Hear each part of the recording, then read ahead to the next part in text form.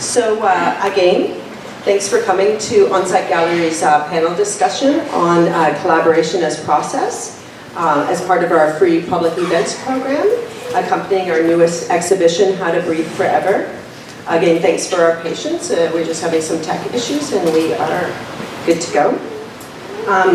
First off, OCAD University acknowledges the ancestral and territorial and traditional territories of the Mississaugas of the Credit, the Haudenosaunee, the Anishinaabe, the Huron-Wendat, who are the original owners and custodians of the land on which we stand and create. The territory was subject to the Dish with One Spoon Wampum Belt Covenant, an agreement between Iroquois Confederacy and the Ojibwe and allied nations to peaceably share and care for the resources around the Great Lakes. This territory is also covered by the Upper Canada Treaties, and we are grateful to have the opportunity to work and share on this territory. So again, thanks for coming. I'd like to welcome the panel here. We have 4 artists here physically and 1 digitally. And I'll go through and introduce each one with their bio. So Maryanne Casasanta, so here. Maryanne is an artist educator working in photography, video, and performance. Central to her practice is the relationship between art and home, and art and life. Often documented through photos or video performances of light gestures and subtle interventions that propose ways of transforming a routine experience, promoting an active immersion and reconsideration of small, ordinary events. Maryanne observes other areas of research such as process-based learning and art making, co-creation and movement, which she explores by working alongside artists across a number of fields. She has exhibited widely, and her projects have been supported by the Ontario Arts Council and the Toronto Arts Council.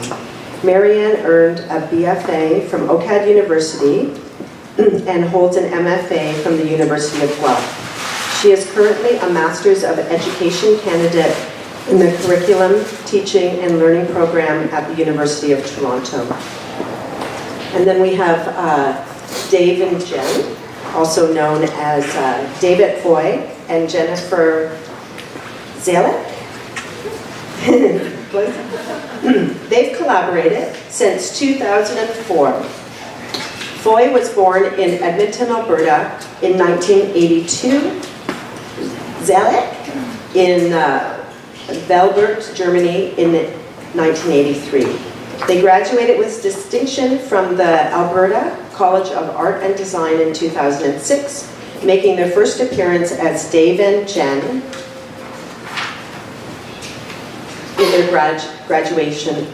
in their graduating exhibition. Experimenting with form and materials is an important aspect of their work, which includes painting, sculpture, installation, animation, and digital video. Over the years, they have developed a method of painting dense, rich worlds in between multiple layers of resin, slowly building up their final image in a manner that is reminiscent of celluloid animation, collage, and Victorian shadow boxes.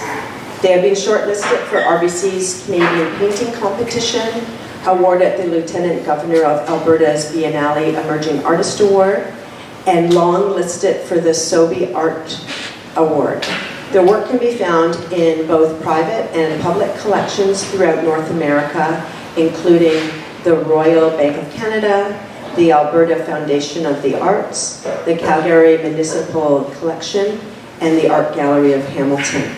And I'd like to add that they're actually opening a solo show this afternoon as well from 3 till 6 p.m. at General Hardware, which is at 1520 Queen Street West, if anyone would like to go there. And I would like to point out actually that Maryanne's work consists of 2 photographs that are to your right of the TV there, kind of all the way over, and then the video in the room here.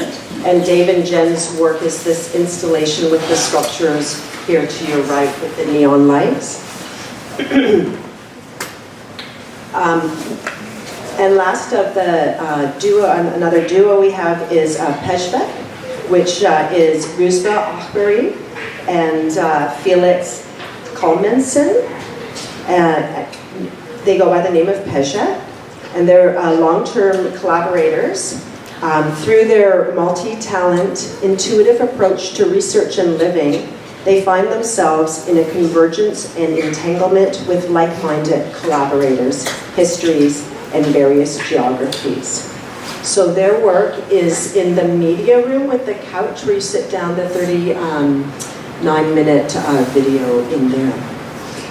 So Rouzbeh is an artist working in video installation and film.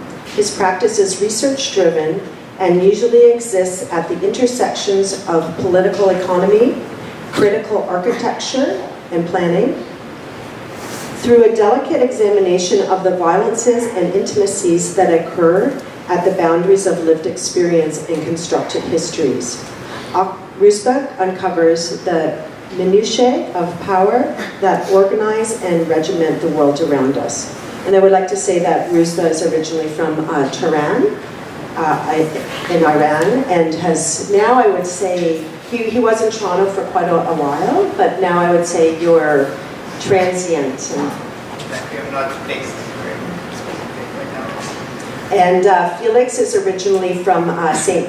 Petersburg, Russia, and he has also spent quite a bit of time in Toronto, but he is currently transient as well, and maybe they'll talk a bit about that. So Felix is an artist whose practice navigates installation, video, and performance. His work variably narrates the liminal space of a researcher's and an artist's encounter with landscape and archive.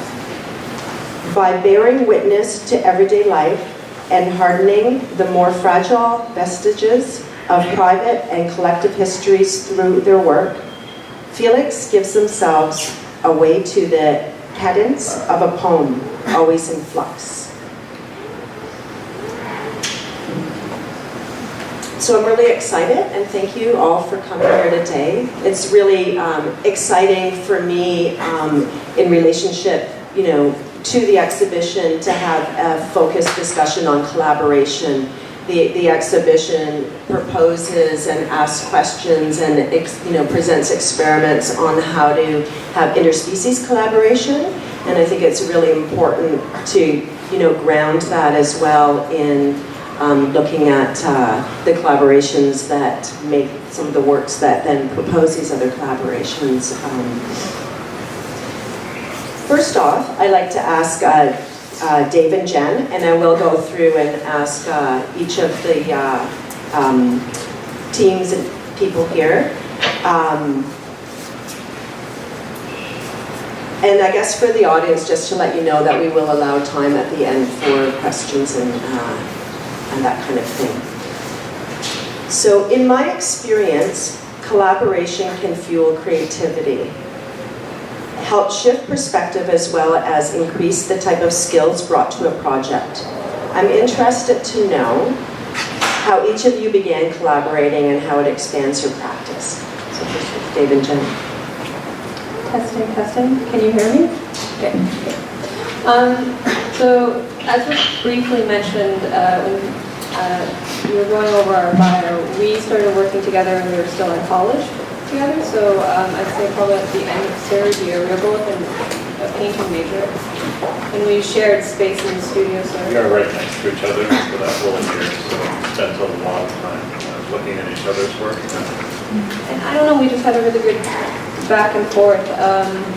We ended up getting into each other's business more than anything else, and we're kind of not really interested in doing our own thing anymore.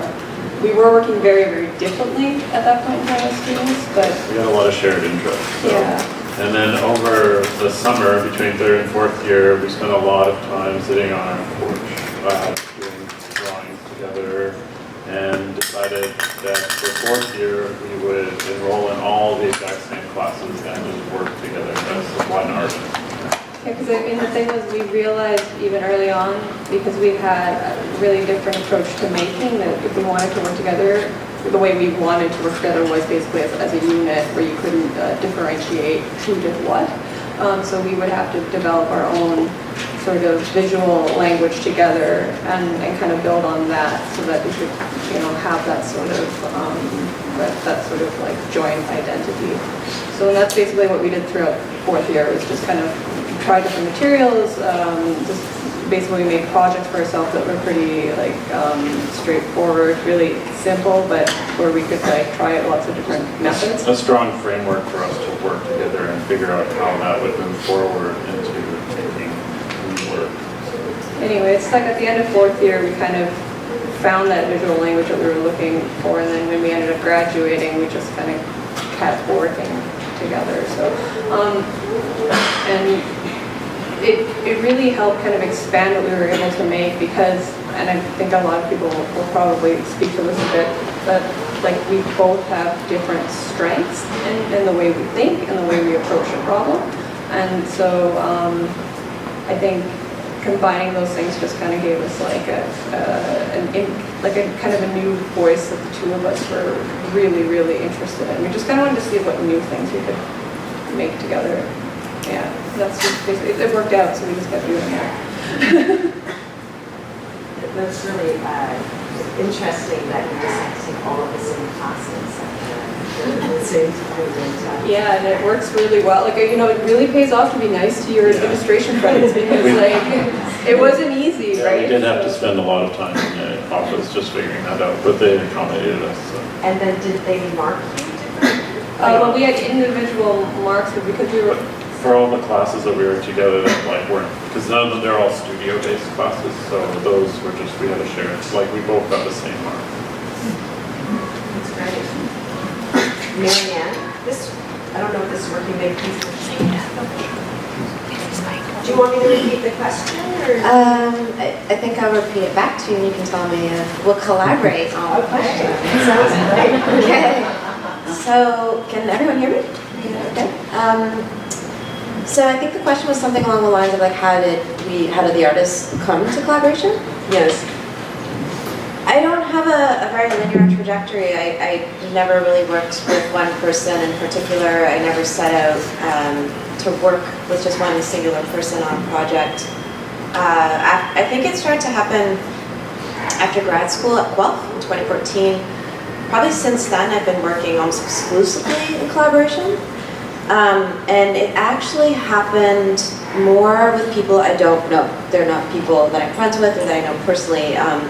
And I would actually owe it to social media or the internet to sort of having intersected with folks who we just saw eye to eye, we were kind of attracted to each other. Maybe it was kismet, I'm not sure, but we came together that way. And so I know my collaborators very, I know them as people who live online, and it started with, emails back and forth. In one case, there was a Skype date where we share a beer and we talk.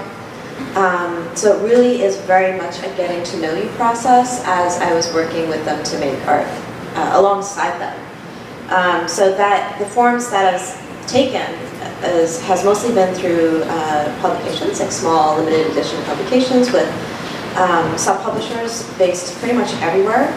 There's one in particular named Denise Schatz, and she lives in New York City, and I've never met her, and we've been working together for, I think, just over 5 or 6 years. We made 3 books together. And every time I'm in New York, we just don't cross paths, which is interesting.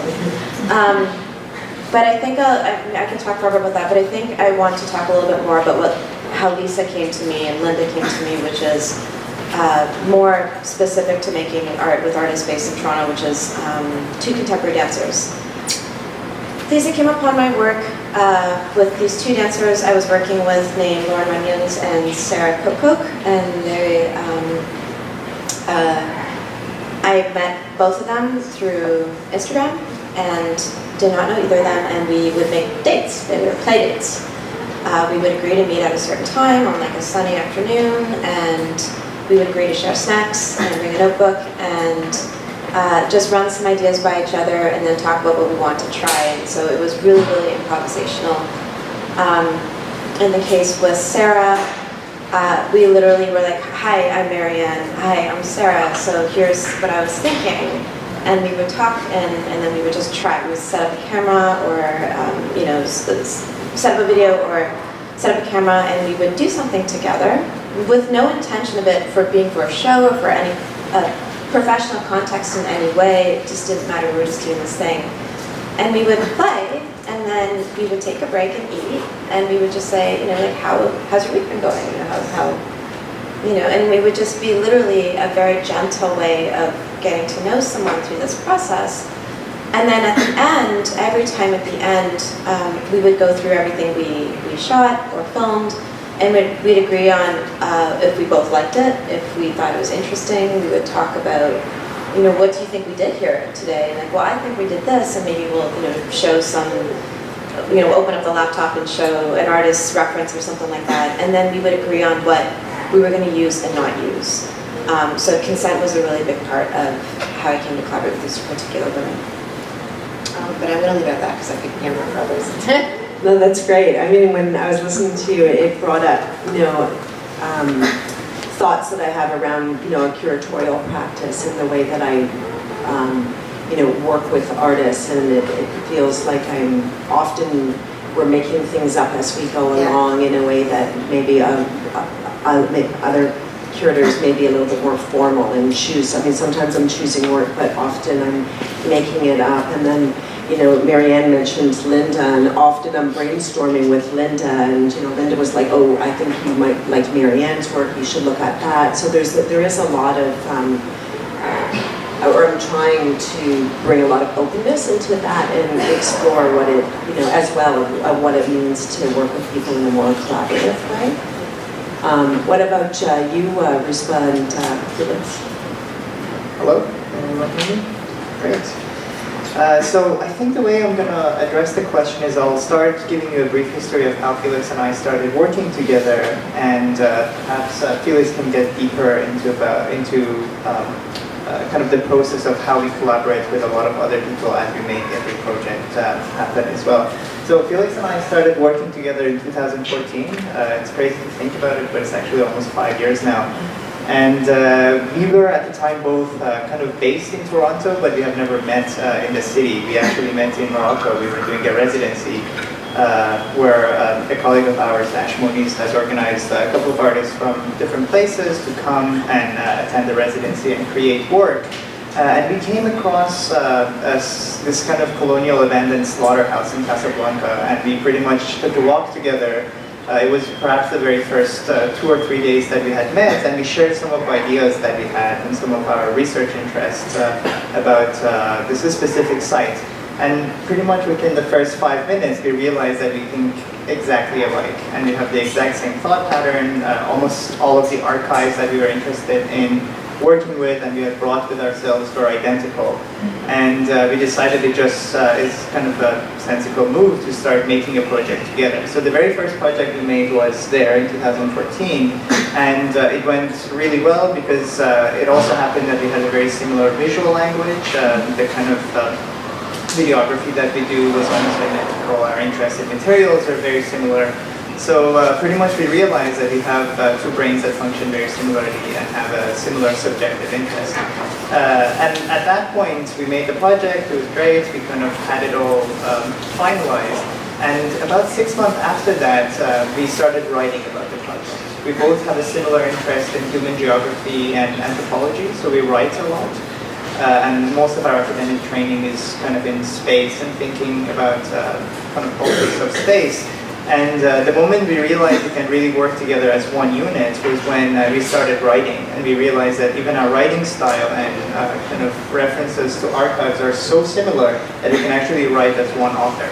So most of the writing that we've been doing since then for primarily academic journals are very much written as one author. And the way we do this is kind of Some of it is over the internet, so we kind of start a draft and share our ideas, but after that we try to get to one place, wherever in the world that might be, and just spend 2 or 3 weeks kind of sharing ideas back and forth, and kind of writing and keep editing until we come to a conclusion that this is the final result. So our writing practice is very much embedded in our visual and kind of research and creation practice as well.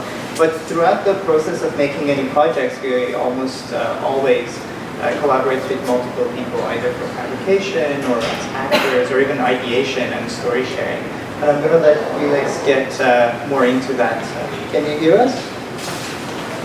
Yeah, can you hear me? Yes. I'm just going to apologize if there's a lot of background noise or people are right now. My house doesn't have very good Wi-Fi, so I'm actually in a cafe outside. And then the sun had just set, so it's getting darker and darker. So forgive me if there's any issues along those lines. Hello everyone, thank you for coming. Yeah, so just to continue what Rouzbeh was saying, this process of working together, I think this collaboration, this entanglement becomes a lot more, I guess, natural and pronounced when we obviously spend quite a lot of time with each other. So being alongside each other, experiencing things together, passing through landscapes, through experiences together, we start kind of entangling our outlooks, our minds in a more visceral way, and oftentimes we find ourselves in our travels saying one thing and it being exactly almost as if it was plucked from your mind. I think anyone who has like a very strong partnership, whether it's in a friendship or romantic relationship, would understand this kind of entanglement that starts to occur. So it's very fascinating to see it happen, as well, branching over into these more kind of academic and creative inputs. But it's very much, I guess, for lack of a better.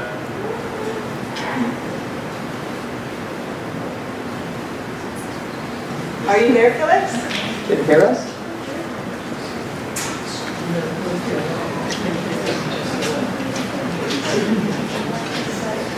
It's probably his Wi-Fi connection. Oh, you're back. Hey. Sorry, was I gone for a while? Just for a second. I would say 10 seconds. I think your last word might have been entanglement. Okay, yeah, okay. Sorry? Lack of a better word. Not exactly sure where I left off, but yeah, but just saying that it's an incredibly rewarding process, and having undertaken a solo practice for quite a long time before I met Rouzbeh and started working with him.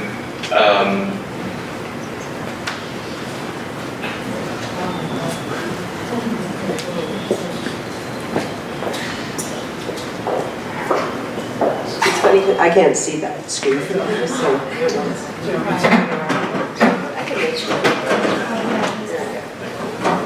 Did I kind of get it? Yeah. Hold on, I'm going to try to come a little closer to the building.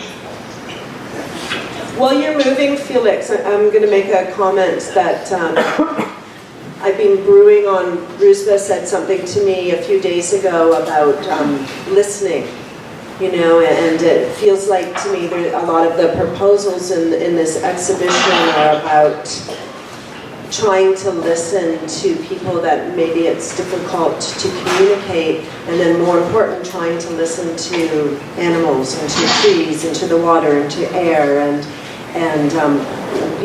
how to listen to things that speak a different language, or how to communicate. And it has really been resonating with me, again, of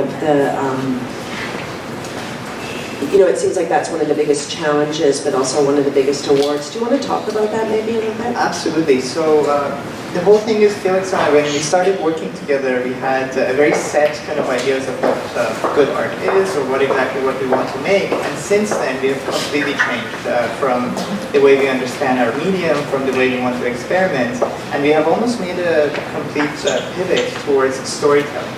So any kind of narrative and this idea of being open to interpreting landscapes and their stories, and also meeting people and understanding their stories as kind of a collective form of knowledge sharing became very central to our modes of making.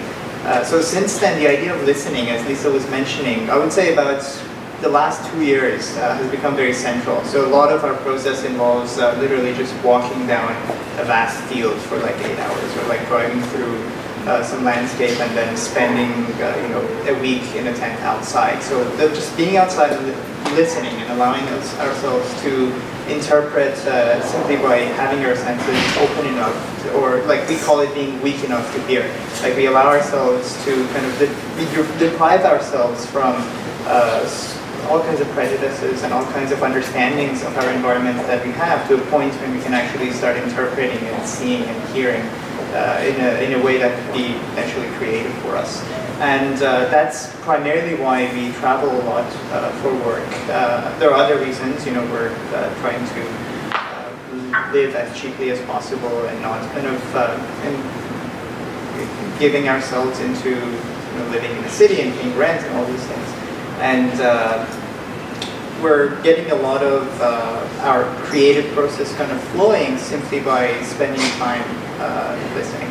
And pretty much that means not doing anything. We're just like sitting together, telling each other stories, and meeting people, hearing their stories, sharing our stories, and seeing what kind of creative work can come out of that. So a lot of our process is just, I guess one would say, creative relaxing. Like we just sit and allow our...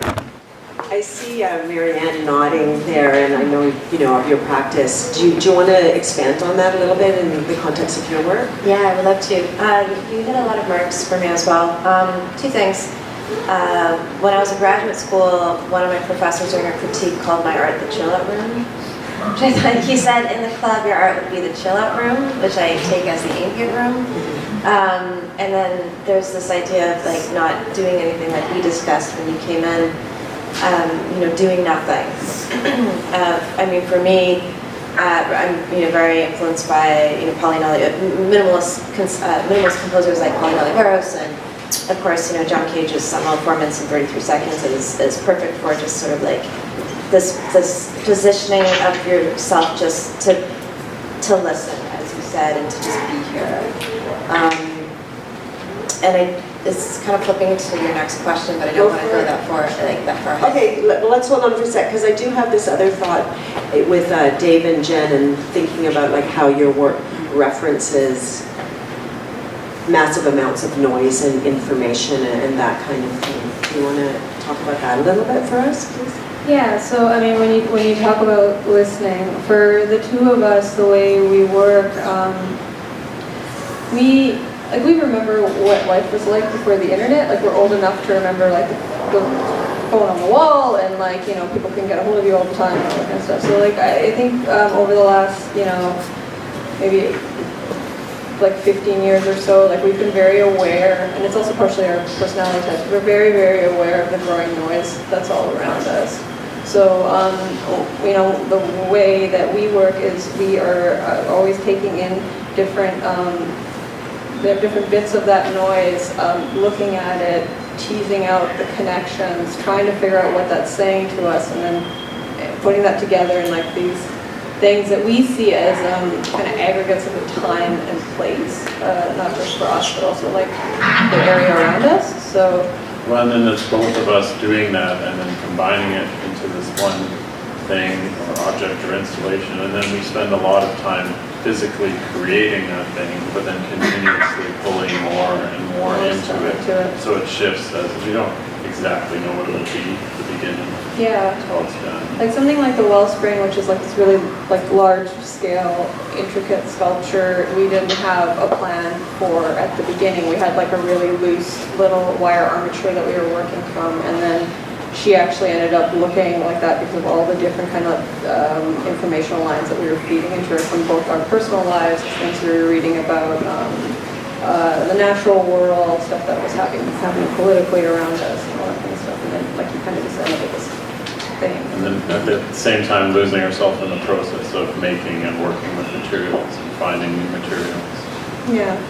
So we collapse all those landscapes that we listen to and just kind of like create this cloud of information. So yeah, that's how we kind of listen, I guess.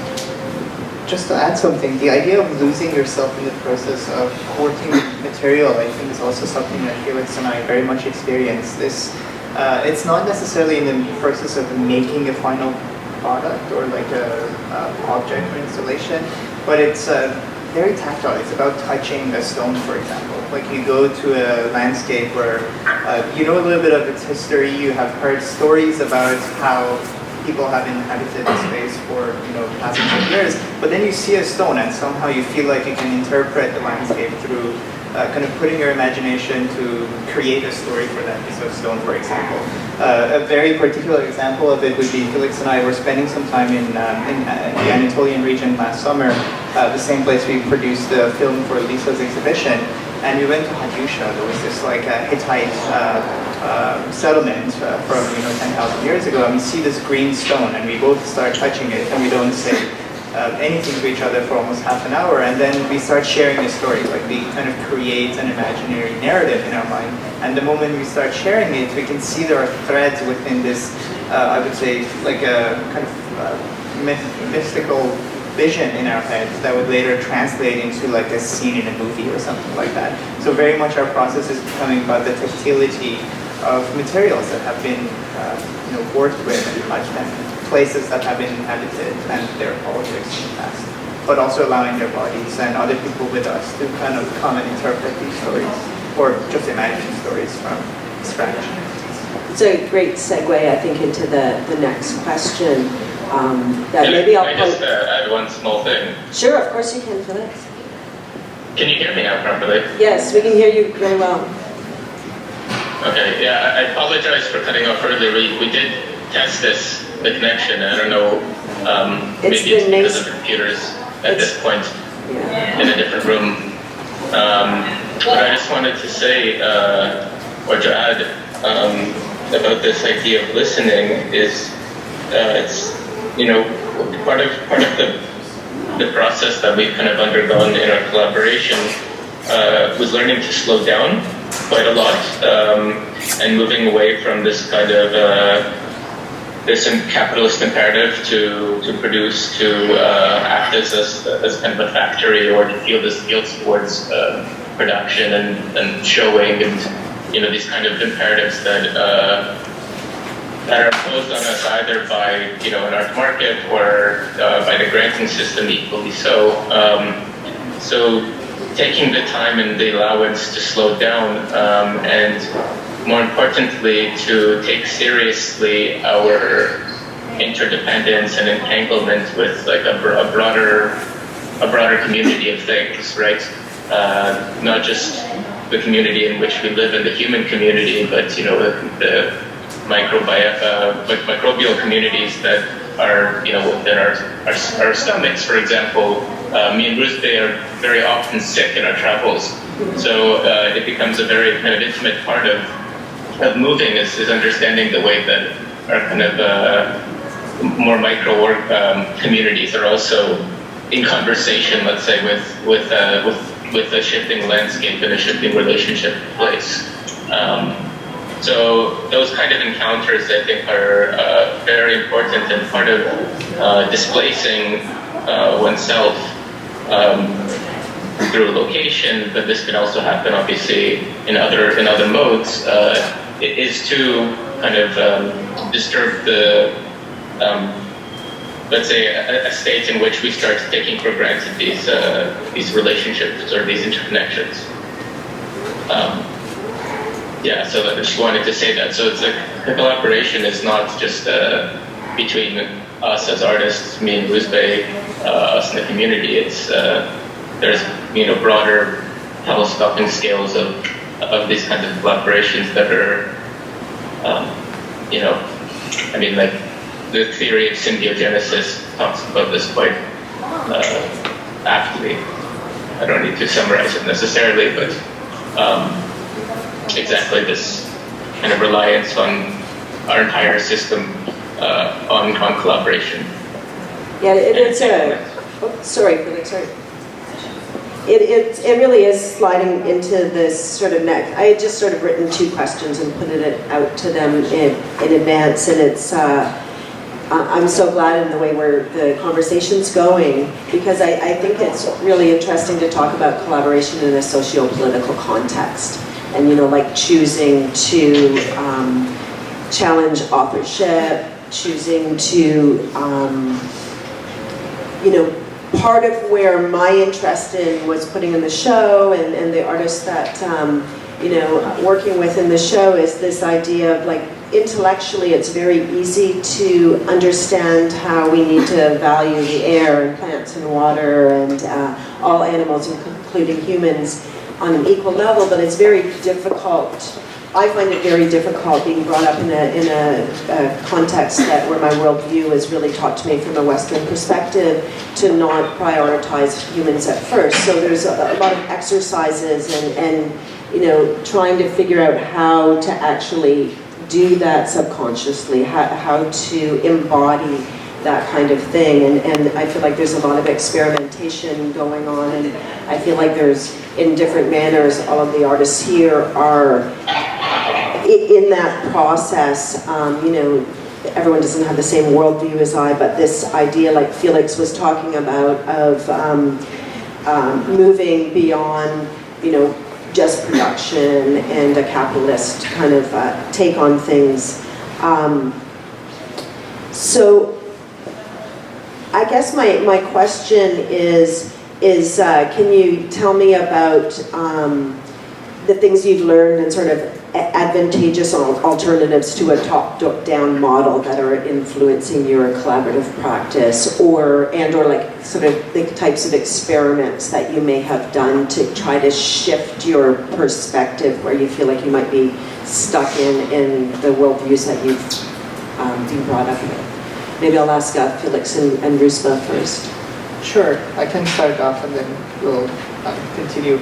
So that's a really good question, and I thought about it for a long time after you sent it. And I mean, automatically when you're doing creative, collaborative work, you learn from the very beginning that you have to kind of decenter yourself and allow for creative processes to happen on a much larger scale.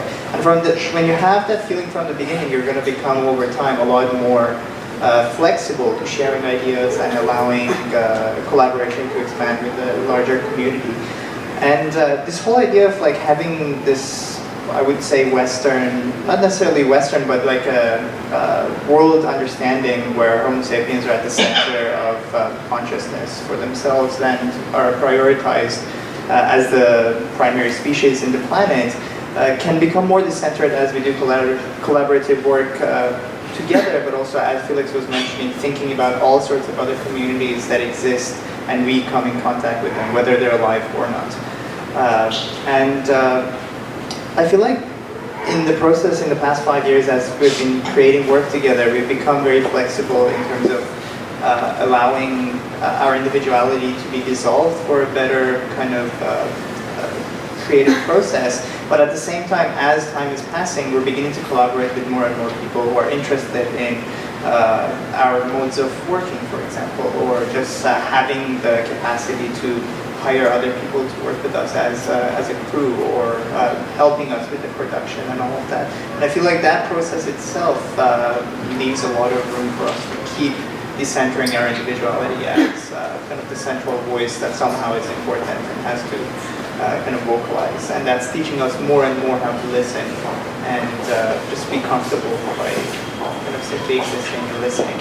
And I'll let Felix and just before Felix jumps in, I guess I wanted to, it seems like a lot of your practices are also about maybe turning up the volume on different ways of knowledge, of learning. So like, you know, I'm interested in like experiential learning, sensory learning, and Yes, for sure. So I just thought I'd throw that in because. Definitely. And the other, Just to add to what Rouzbeh was saying, I think that a big part of it, well, it's like you were saying, what you were saying before about being weak enough to hear, and it's about, in a sense, allowing yourself to be flexible enough to not only collaborate with each other, but also collaborate with circumstances.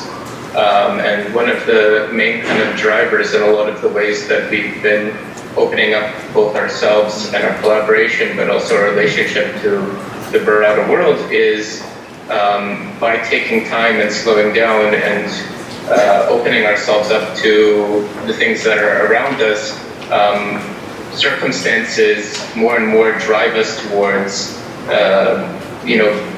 realities or situations that we could have never imagined or expected if we set out with intention. Sorry, the lines are closing behind me. Can you still hear me? Yes, we can hear you. Yeah. So I apologize. The cafe is closing very soon. But like I said, allowing some part of this, I guess, dissolving of the ego that Rouzbeh is talking about is allowing kind of conscious intention to be waylaid by circumstance, whether you want to call that fate or circumstance or whatever people have related to these experiences, in different ways, and you can call it what you will. But we find ourselves very often kind of laughing at the irony of the circumstances that we found ourselves in, which, at one moment we're frustrated that our intention and the process that we set out for ourselves has been disrupted by, I don't know, countless.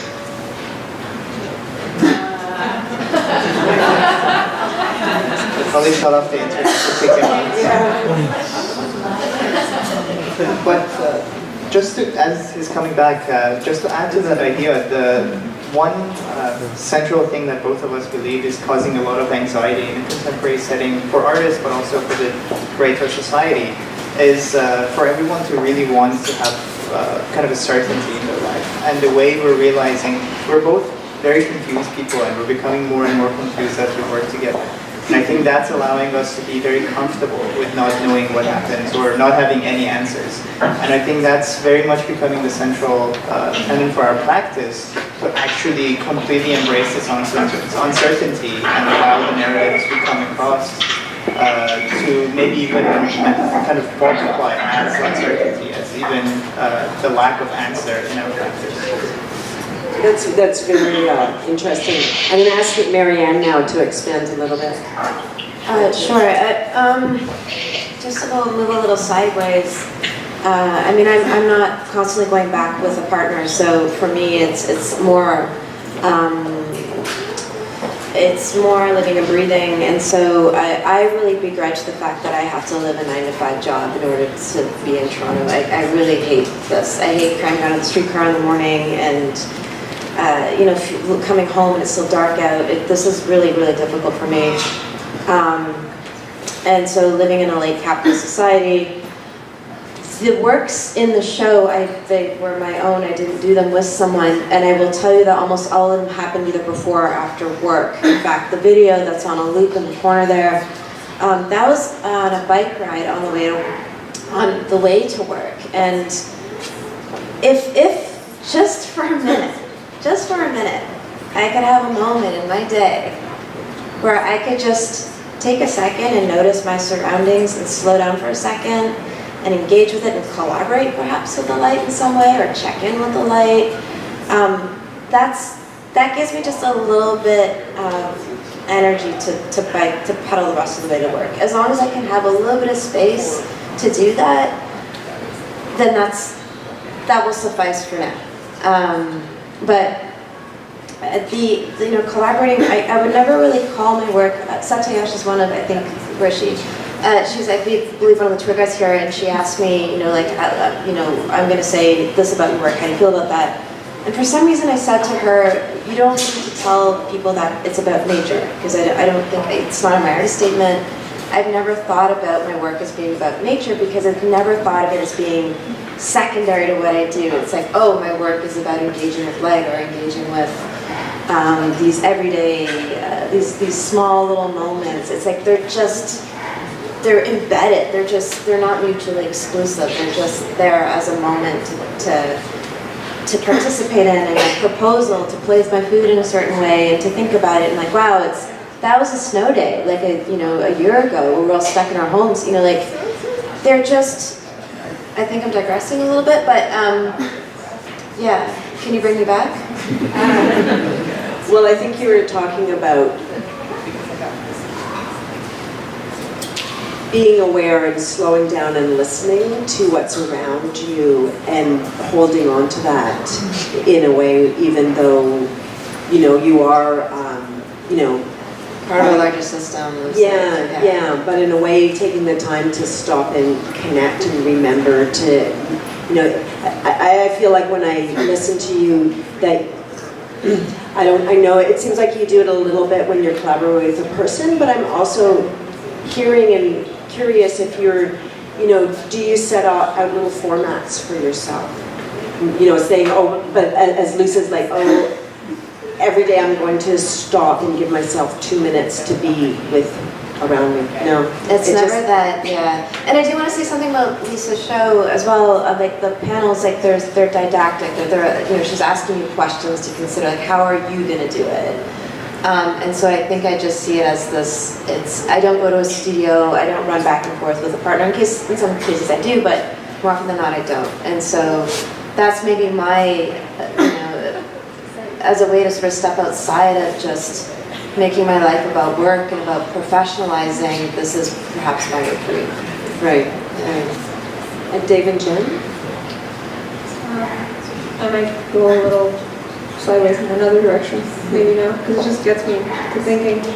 I mean, obviously, we collaborate, it's pretty straightforward for a unit, all that kind of stuff. The other thing that I think we're always listening to and responding to is also just materials. When we think about materials, it's not just this thing that I want to make something out of. We're really, really invested in the history of it, how it's been used before, how humans relate to it. Say it's the bulb bleach or the neon lights or something like that. And then as we kind of learn to work with those things, we'll also work with other artists who who are already working in those materials, and then we end up having a relationship with them, and there's a bounce back of ideas between us, and we grow from that, and we spread little seeds of information in the other direction. And eventually maybe that'll come back to us in another way, and then they come to us and say, yeah, I was thinking about this. So it really is like this organic way. But there is a lot of uncertainty in what we do too. We started off as painters. And yeah, we did that for many years actually. Yeah, and I mean our paintings were sculptural, but I mean that was pretty tight to what we were doing, and now we've changed so much even just in the last like 4 or 5 years. Yeah, 4 or 5 years. So there's a constant back and forth between us, the things we work with, the people that we work around, and it's really good. Well, we're consistently trying to find like another historical material or contemporary material that we can work with, and then find those people who can help us to learn the process, and then we can continue doing it. And then we put the viewer in it, or like you guys. I hate the word the viewer. You people. And then once we have that set up, and you walk through it, your eye will catch certain things, you'll have certain thoughts, and then you'll layer that into the thing, and it'll become something else again. And the setups are never the same depending on wherever we go. It always shifts to the space that we're at, and the curator that we're working with, and all that kind of stuff. So the outcome for us is always shifting, which I really love, We're not looking to make like a perfect thing. We're looking to make something that's growing. And I was just going to say the other thing, this is just like really basic, but something that's really important to the two of us. Having each other available to each other is also really great in making, because we can share the Like the burden of labor and then also the emotional burden. emotional weight, and we kind of keep each other energized too, so there's constantly a kind of back and forth between us, so. Yeah. I mean, one thing I wanted to add about my experience with your work and putting it in the show, I went, they did this really amazing show in Cambridge, and when I, learned about their work, I drove down to see it. And for some reason, air is really prevalent to me in your work. And I think it's what you're talking about and how you're including the audience member, the people that are in your work, like it's very conscious in how you set everything up. So when I feel like the air in the environment as well, it was very present for me. And that became really important to me, that I felt like everything in that space was important, including the air. And I mean, some of it's, references through motifs, but... And that setup won't happen again, because it won't be the same stuff in the same space or whatever. So that's, in a way, to me, that's gone now. That's existed, and it lives on in people that saw it and maybe reacted to it or something. How you doing, Felix? Hey! I'm great. I apologize. They actually cut off the Wi-Fi and turned all the lights off, so I'm just in a park nearby. But I walked as close to the cell phone tower as I can, so it should be good. Can you hear me? We can hear you great. Okay, perfect. I think we're going to, does anyone have any last thoughts? And then I'll open it up to the audience. Felix, you do? Can I? Yeah, go for it. Something? I've been here the whole time, by the way, so I've heard everything that's been happening. I really liked what, I think that was Jen who was just speaking, about collaborating with kind of these more, I guess, inconspicuous elements of an exhibition space. And one of the real kind of learning experiences for Rouzbeh and I was our most recent work before this show, the Observatory for Aquarian Repose, which was part of the work of Wind in Mississauga. I think maybe some of you might have had a chance to see it, but was to work in collaboration with an element as capricious as wind, and allow for ourselves to actually learn quite a lot with what it means to work with such a complex, especially not being physicists, to understand it, and I guess, let's say, our amateur architects, to learn how to work with this material, this being, I guess, this force, in a way that that's instructive, and it actually taught us a lot in terms of what you can expect and how much you can actually plan for,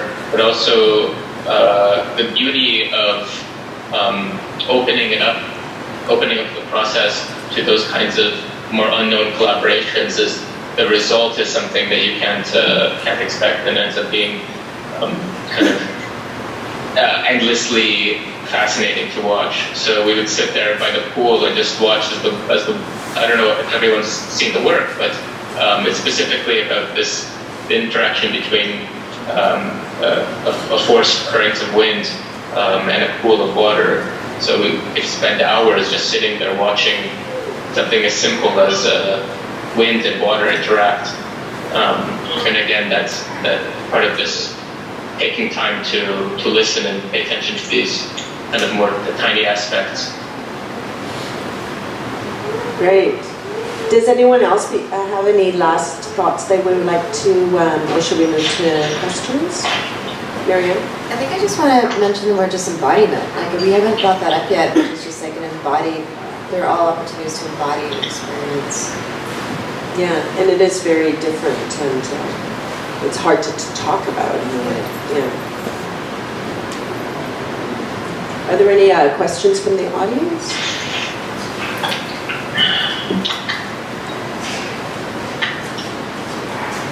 Sure. I'd like to know more about how each of you we talked about kind of more ephemeral materials being collaborated with, like wind or things that are hard to touch.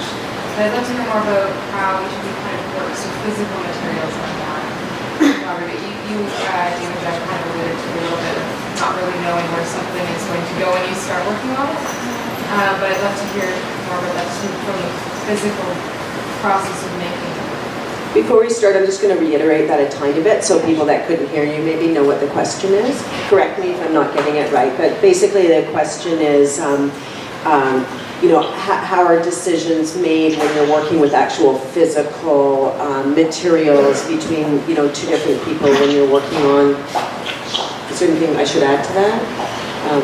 Yeah, and how that feeds into like a collaborative working process with the physical materials themselves.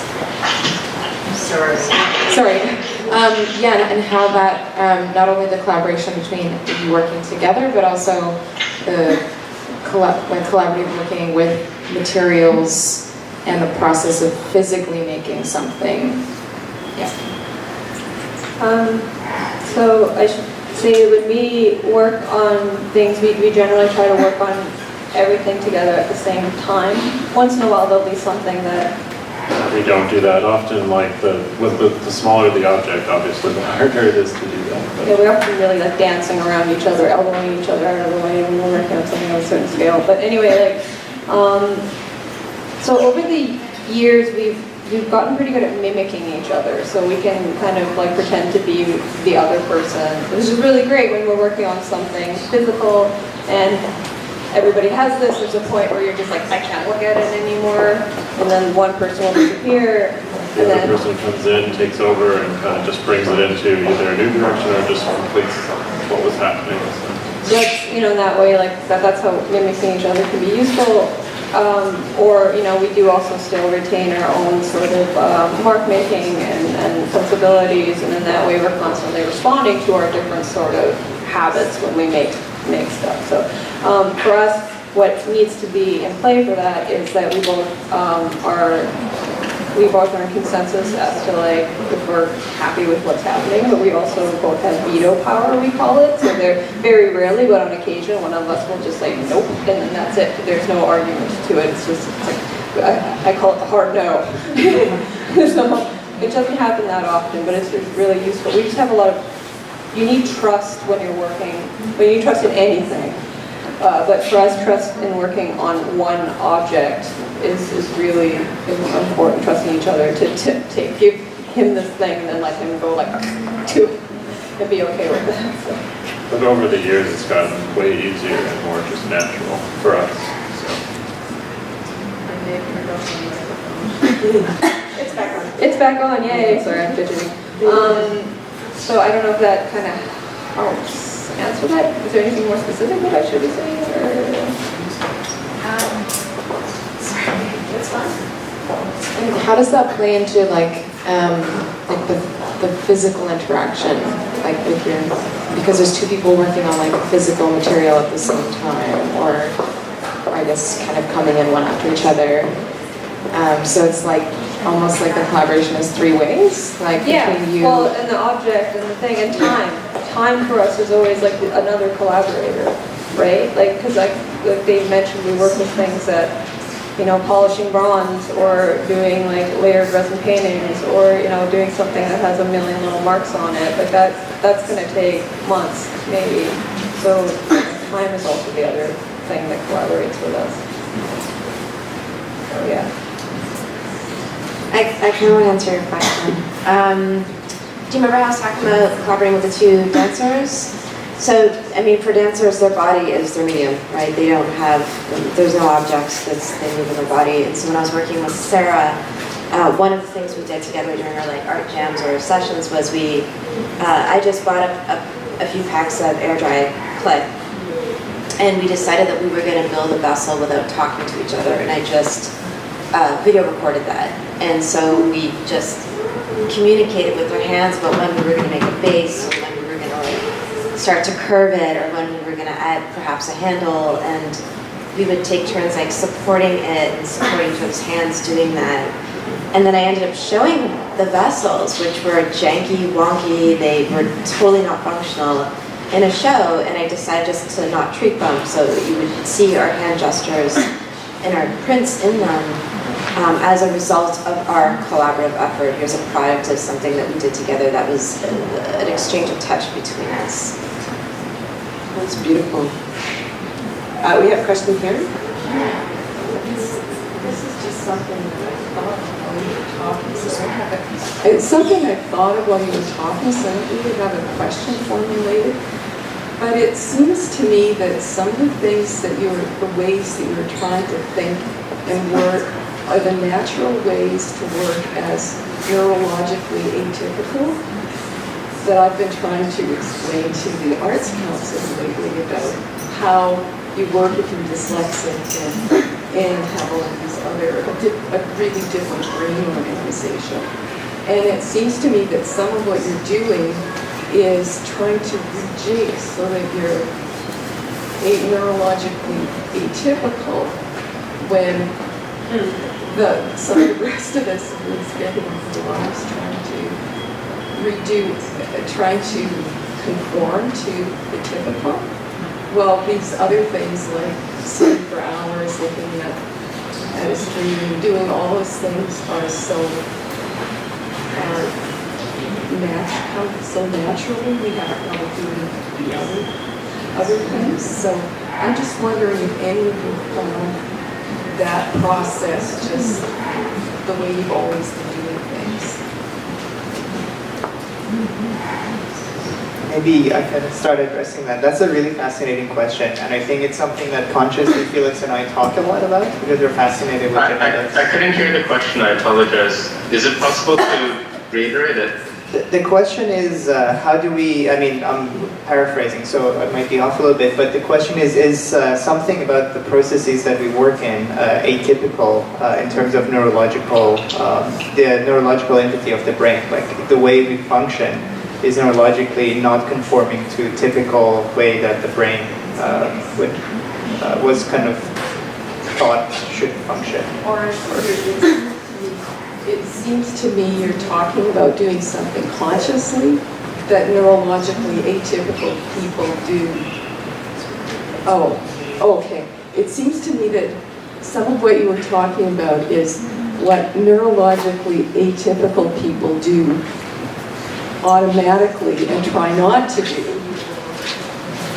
And I'm just wondering if you found it now, if that was conscious or whether it was your natural way of working. I think it's definitely, we're becoming more conscious of it as time is passing, so it definitely didn't start that way in the beginning, but automatically when you're mixing two brains together, you have an atypical organism that's functioning. So a lot of that is fueled by the fact that we have multiple differences in terms of how our senses interpret our environment and how our consciousness functions. But we're becoming more fascinated with genetics and evolutionary kind of texts and understanding Homo sapiens kind of in relationship to other species from hunter-gatherers all the way to the place that we are right now. And a lot of what we do is try to actually rewire, sometimes consciously do an exercise, for example, where we can rewire the way we interpret our surroundings. So to answer your question in brief, it didn't start by being conscious, but we're becoming very conscious of the kind of neurological undergrounds or the foundations of the way we're collaborating and understanding other organisms. Felix, did you want to add to that?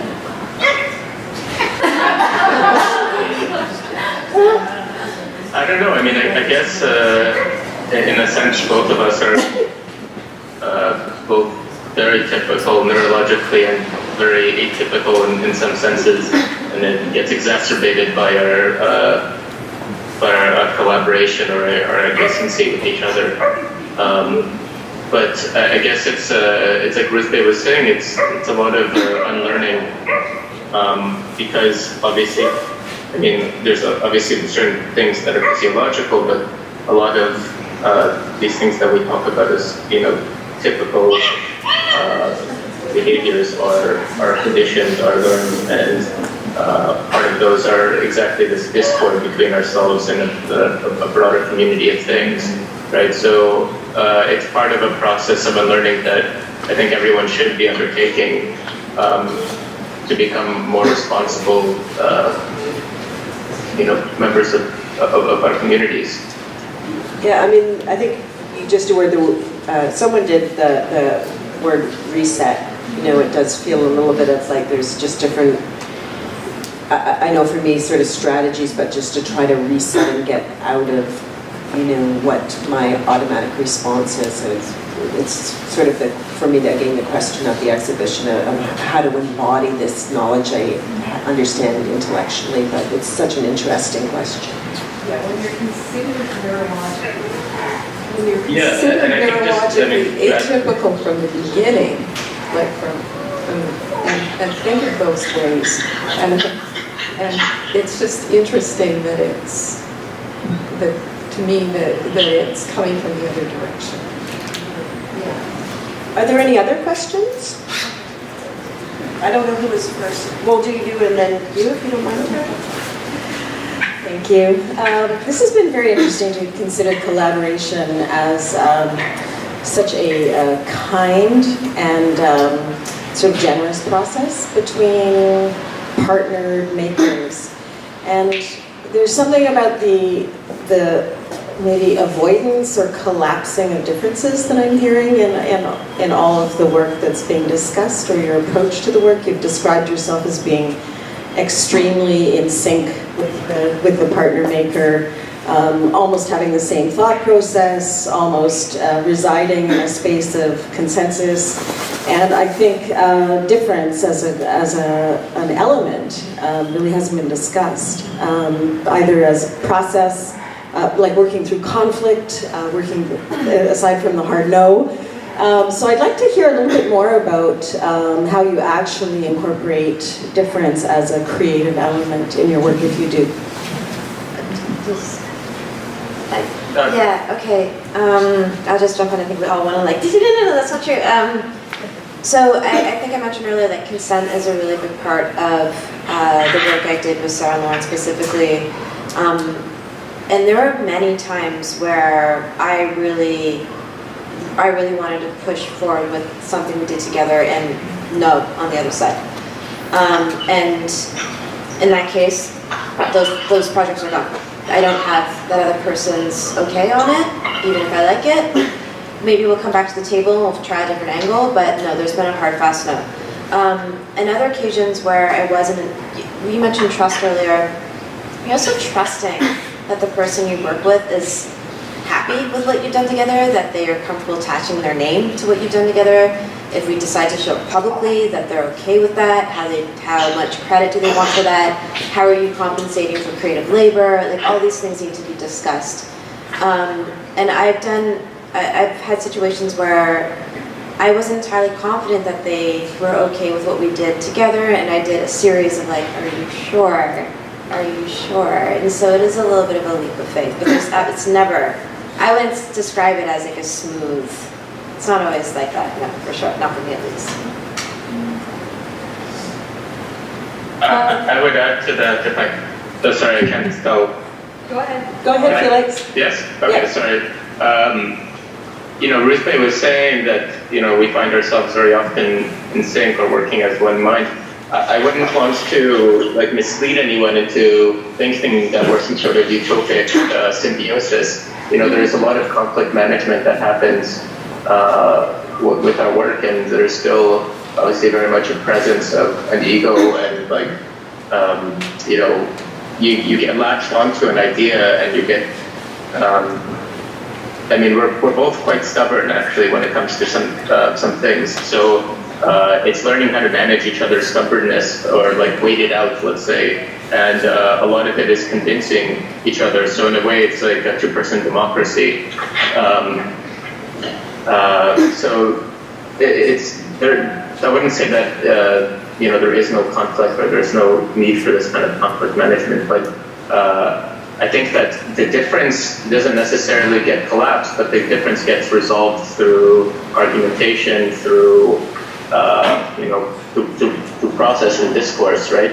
So the dialogue that we kind of undertake, it leads to us either adopting or not adopting an idea. Sometimes we come back to it realizing, maybe this was a better strategy in the first place. So it's a lot of like mediation as well. So there's very much a part of the process, and I think that that's very important, because we're not going to completely escape our intentions, and also in terms of difference itself, like we have very different backgrounds, very different geographies, family experiences, let's say these like things that inform our experiences in different ways. So it's a lot of kind of understanding each other and trying to make room for that difference to be like held alongside each other. Connection. Jen? Yeah, like, I mean, we present ourselves as a united front, as it were, but we are extremely different from each other. We've developed a way of working together that works really well for us, but I mean, even just in thinking, and like Felix said, like even for us, like the way we were raised, the experiences we had, we come from kind of like different worlds. You know, my thought process tends to be a little bit more like, I think, in clouds of information. I'm very, like, I really run on impulse. I am really philosophical and poetic. I tend to be more linear in my thought process with the construction of the work and the idea. Yeah, and like your interest in history of materials and stuff like that. Obviously there's going to be, I don't know if I want to say conflict, disagreements. Yeah, we have disagreements, and we always work through it. I mean, since we started working in schools, since we graduated, we have not made anything that is not DaveandJenn. Like, we don't have any of our own work, so we just work together to... Yeah, no solo practice. Yeah. So, but like, what did I want to say about that? So, it's really important that I remember, even though when I feel really, really strongly about something, that I am just looking at it from my viewpoint. And sometimes I can get really, really mired in this idea that my viewpoint, as was mentioned, is like the right viewpoint. And working so closely with someone that I can trust with my feelings and my emotions and all that has really taught me to be able to let go of that a little bit. So it makes me keep thinking about, like, through all the talk about connection, you know, and this like need, this desire for connection, whether it be with another person or with, you know, animals, or with, you know, but, you know, and that idea of like maybe making an environmental change is about having a real connection with things that maybe that connection needs to be heightened in some way. I think we have time for one last question, and then we should probably wrap up. I think maybe, do you have to? Yes, put it in. Okay. Great, thank you. I think my question may be at least partially answered, because I was curious about how decisions were made. But I came up with a specific question which had to do with the video the two young men made. I really, really liked the tonal quality of the image, and I wondered how you came to decide upon that in a collaborative process. Like, what was the thinking? Did you both like that idea to begin with? How did you get there? I mean, Sorry, could you, Rouzbeh, could you reiterate that, or yes. Lisa, just because I missed what you said, the what quality of the video? The tonal quality, like the hue, the low saturation, right? Sorry, can you say that again? I didn't hear The low saturation tonal quality. I see, okay. So that is partially decided by technology itself. We shoot all of our film with S-Log, which means it's kind of the highest dynamic range. And we both have a huge desire for low saturated images. So usually we color correct it very minimally, like about 10 to 15%. And we both are kind of married to this tonal kind of low saturation.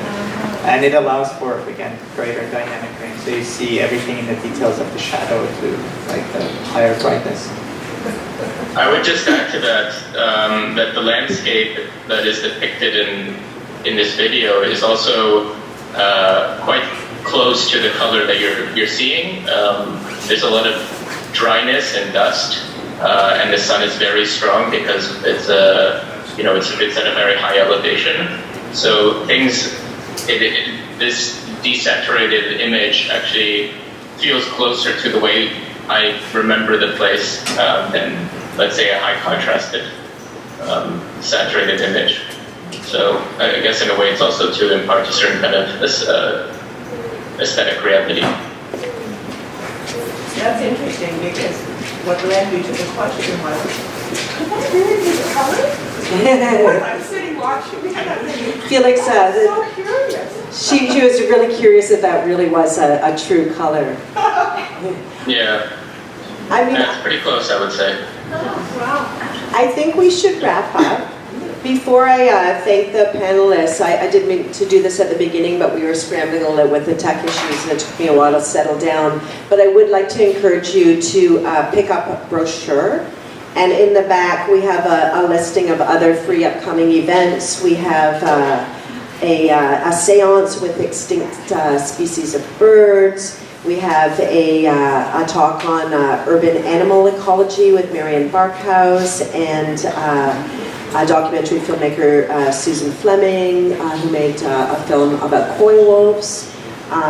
We have exhibition tours in Farsi and Spanish, and a storytelling event.